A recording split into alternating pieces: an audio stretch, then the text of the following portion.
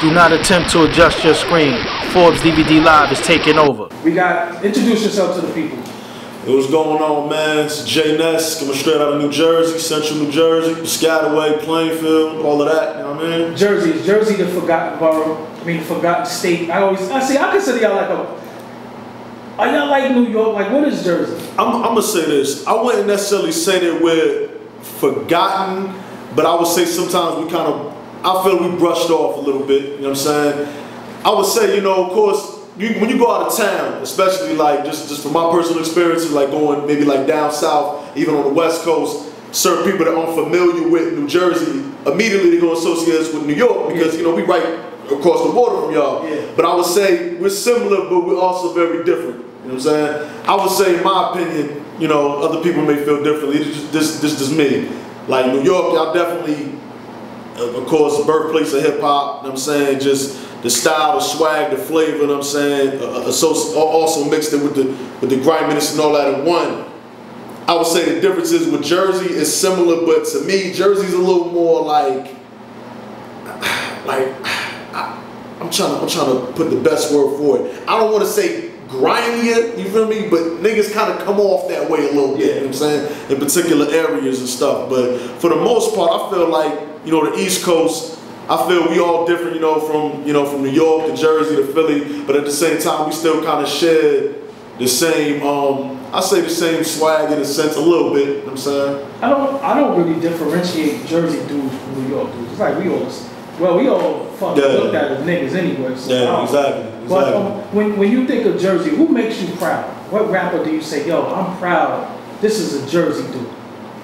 Legendary or current, or it don't matter. It don't matter.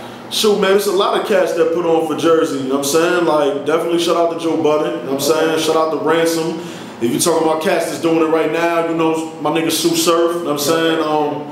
My man Shotgun Suge, you know, you got Arsenal, you know, out there moving. They definitely did a lot for Jersey as far as the battle rap culture, and then just their music alone. You gotta give it to the greats like Redman, Queen Latifah, you know, Lauryn Hill, Tretch, of course, you know what I'm saying, like Naughty by Nature, you feel me? It's a lot of cats, man, definitely. Wasn't Poor Righteous Teachers from Jersey too? I'm sorry. Poor Righteous Teachers, ain't they from Jersey? Poor Righteous Teachers. Poor Righteous Teachers from Wise Intelligent, yeah. When you think of the situation with Jersey and the Chief Keef thing, did you feel a way about that, or you was like? I mean, this is my whole thing with that. I felt personally, you know, I understand like whatever nigga you came through, you felt niggas disrespect you, try to rob you and all that. But what actually pissed me off more, to tell you the truth, it's some people from Jersey that they looked at that and they're like, oh, that's whack. Why is everybody coming at Chief Keef, and then they didn't try to rob him, but he came at the whole state. It's one thing if he said, I was in a club, so-and-so, because anyway, the track, it ain't like Chief Keef is a lyricist, you feel me? So what he said, the track itself wasn't even, in my personal opinion, it wasn't hot. The way he went about it, though, I felt was kind of corny, because at the end of the day, if we was to say, I'm going to go and blow Chicago up, them Chirac niggas is on my ass. They like, fuck Jersey, you feel me? But to me, it's not even a Jersey versus Chirac thing. It was a Jersey versus him thing, because he decided to come out his mouth and say that. And then he tripped up because he got on Twitter and he shouted a block out. He said Bergen and Mix. Now, I'm not from North, but I fuck with a lot of niggas out there. And I've been to that block. You know what I'm saying? At the end of the day, I feel like niggas, you gotta understand, it's a hood everywhere, you know what I'm saying? So anywhere you go, you gotta be aware of your surroundings. That's like me coming to y'all hood, coming to Brooklyn, and just talking crazy, like I'm from Jersey, and niggas ain't gonna be on my ass. You can't do that. So him thinking just cause he from, you know, Chirac, I understand, you know, they murder rate is crazy, they get it in, whatever, but you shouting out Bergen and Mapes, like, nigga, you go over there talking crazy, it's 100 great niggas on you with the grips out, whatever, you know what I'm saying? So that was just, I felt like he could have went about that differently, but at the same time, I guess he felt disrespected, but just from, you know, my personal perspective, I'm Jersey all day, so I gotta ride home on that. Do you have any projects out right now? Yeah, I got a mixtape I just dropped on the 25th, Blessed with the Gift, hosted by S Biscuit and Giovanna Down from Power 105. Okay, where could they get that at? Get it at livemixtapes.com, you can get it on datpiff.com. Okay. I uploaded it to Audio Mac, got various, well actually the whole mixtape is on YouTube, and then December 9th it's dropping on iTunes. So alright, so fuck the mixtapes on those free shit, iTunes. Tell them the name of the project again. Blessed with the Gift. J Ness, Blessed with the Gift, hosted by His Biscuit and Jovan and Donna.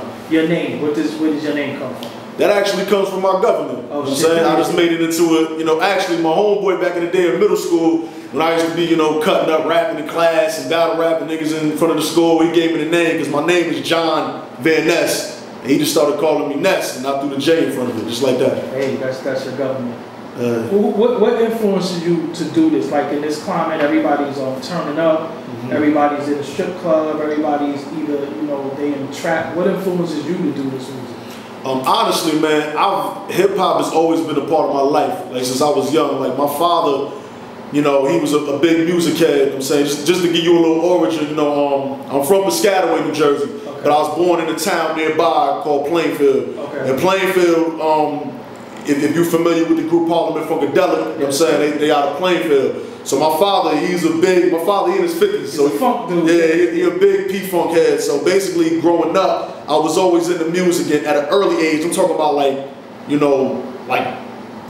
to 9, you know what I'm saying, he was teaching me about NWA, Public Enemy, Naughty by Nature, Tupac, you know what I'm saying, various artists like that. So I always had the influence.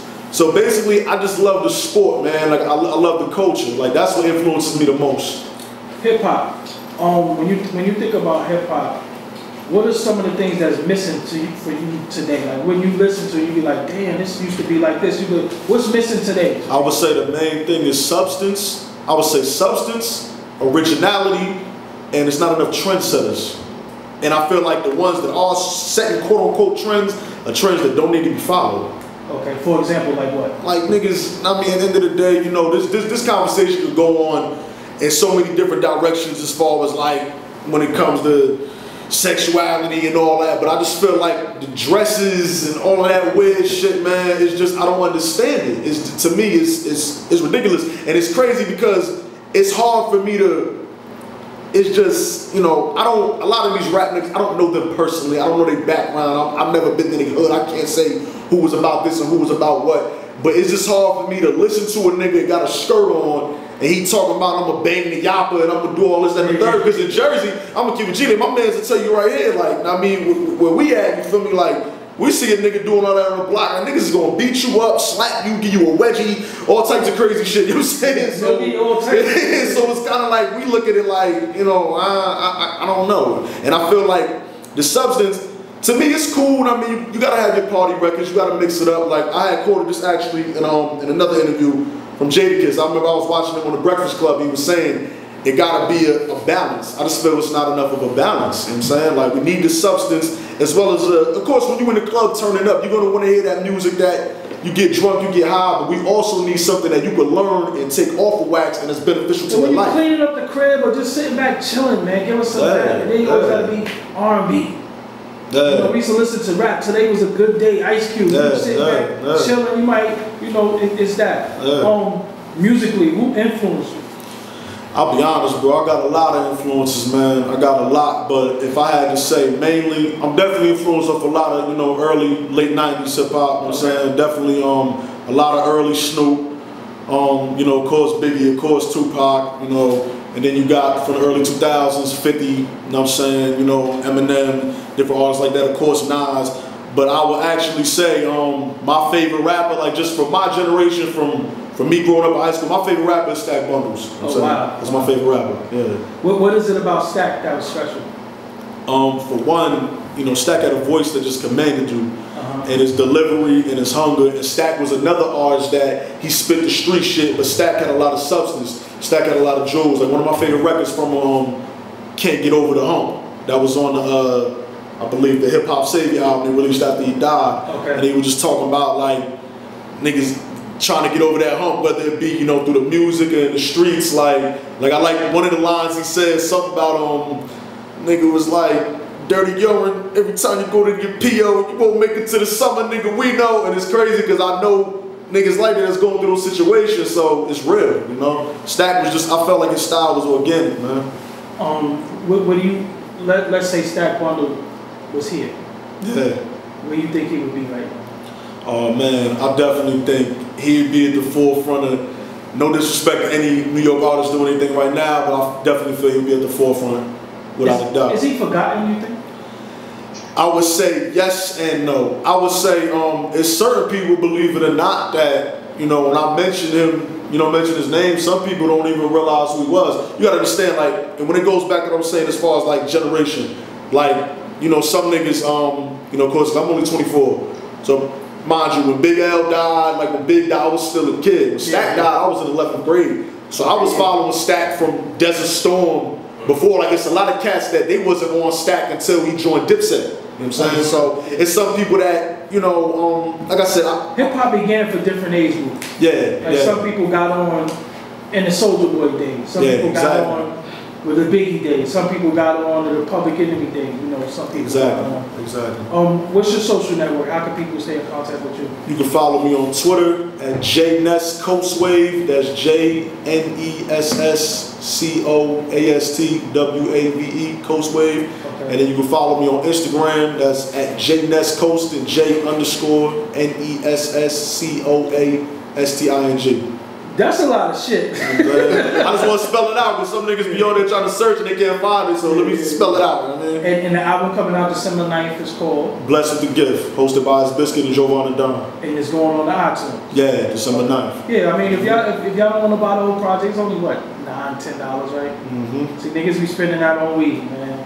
All right, so we gonna come back with you. Let's try to email some music over there to Big M for him to play. And we'll be right back with J Ness, Forbes DVD Live. You know how he gets down. No.